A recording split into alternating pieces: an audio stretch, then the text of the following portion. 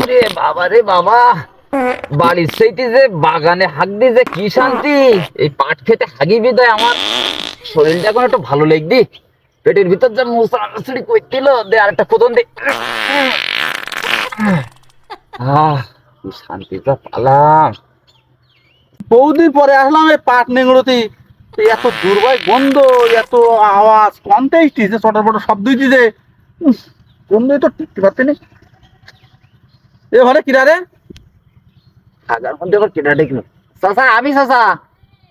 এ ঘরে কি করতে রে? চাচা, তোমার পাট খেতে একটু সার দিতেলাম চাচা, জৈব সার। তার মানে জৈব সার মানে কি কি কি করতে যাচ্ছিস তুই বল? চাচা, তোমার পাটে খাটো খাটো, তাই একটু সার দিতেলাম যাতে তোমার সারটা একটু বড় হয়, পাটটা একটু বড় হয়। তার মানে তুই ওই জায়গায় পায়খানা করতেছিস? তোর বাড়িতে পায়খানা কর নেই?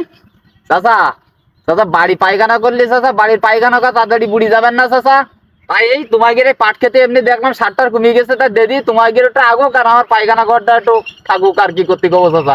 বুঝতে যাও। দাঁড়া, তোর উকিনি ফিরি পায়খানা করাই দিতি তোর। দাঁড়া, কারণ আমার পায়খানা করে দাঁড়া, কোন গোষ্ঠী তোর পাট খেতে আমার পায়খানা ফিরে ফেলাইলি একেবারে।